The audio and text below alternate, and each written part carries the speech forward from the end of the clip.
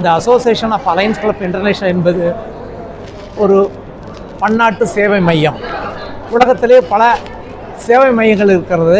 அவைகளெல்லாம் வெளிநாட்டிலே ஆரம்பிக்கப்பட்டது. ஆனால் இந்தியாவில் ஆரம்பிக்கப்பட்ட அசோசியேஷன் அலையன்ஸ் கிளப் என்பது ஒரு 18 வருஷங்கள் ஆகிறது. இந்த 18 வருஷத்திலே ஏறத்தாழ ஒரு 25 நாட்டில் வெளியில் இருக்கிறது. ஒரு 83 மாவட்டங்கள் இந்தியாவில் இருக்கிறது. அதனுடைய வளர்ச்சி மிக சிறப்பாக இருக்கிறது.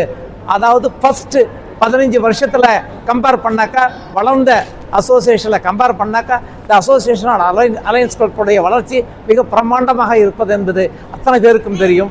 இன்றைய தினம் 9வது இன்ஸ்டலேஷன்ஸ், கேபினட் இன்ஸ்டலேஷன்ஸ் இங்கே நடைபெற்று இருக்கிறது. 219வது மாவட்டத்தில் சவுத் மட்டும் உள்ள, அதாவது ஒரு 20 மெம்பர்ஸ் இருந்தால் ஒரு கிளப்பு, 20 கிளப்பு சேர்த்தாக்கா ஒரு டிஸ்ட்ரிக்கு.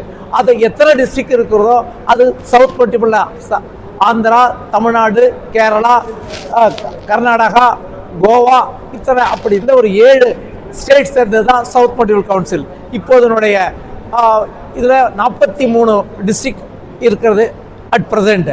இதெல்லாம் சேர்ந்து தான் எங்களுக்கு வந்து இன்டர்நேஷ்னலாக ஆகிறது. இந்த இன்டர்நேஷ்னலில் எங்களுடைய அமைப்பு வந்து ஒரு பிரசிடெண்ட்டு, 3 வைஸ் பிரசிடெண்ட்டு, ஒரு செக்ரட்டரி, ஒரு ட்ரெஷரர். இப்போ இந்த வருஷத்தினுடைய ட்ரெஷரராக இங்கே இந்த மாவட்டத்தை சேர்ந்தவர் இருக்கார். போன வருஷம் சவுத் மிடில் கவுன்சிலுடைய இருந்தவர் இந்த மாவட்டத்தை சேர்ந்தவர். ஆக இந்த மாவட்டத்துக்கு மிக சிறப்பான உயர்நிலையை கொடுக்கப்பட்டிருக்கிறது. ஆக இந்த ஆண்டு டாக்டர் ராதாகிருஷ்ணன் அவர்கள் ஆளுநராக பதவி ஏற்றிருக்கிறார். இவைகள்னாக்கா பிளட் இது கொடுக்குறோம்.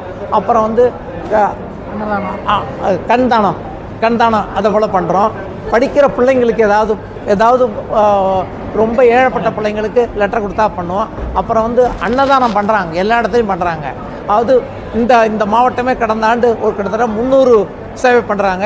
இவர் இந்த மாவட்டமாக டெய்லி சாப்பாடு போடுறாங்க. அதாவது இந்த மாவட்டத்தில் அதே போல் நிறைய இடத்துல பண்ணுறாங்க. கல்விக்குனாக்கா நம்ம வந்து ஏழை பிள்ளைங்களுக்கு குடிக்கிறதுக்கு நம்ம எதாவது ஹெல்ப் பண்ணுறோம்.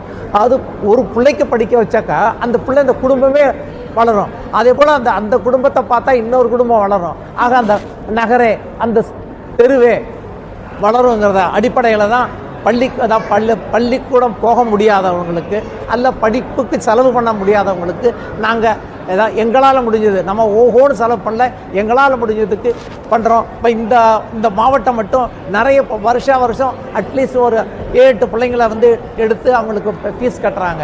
அதே போல் ஒவ்வொரு மாவட்டத்துலேயும், இங்கே இந்தியாவில் இருக்கிற எல்லா மாவட்டத்துலேயும் ஒரு குறிப்பிட்ட பிள்ளைங்களுக்கு செலவு பண்ணுறாங்க. அந்த பிள்ளைங்களை படிக்க வைக்கணும். ஏன்னா education is very very important. For that purpose only our organization is doing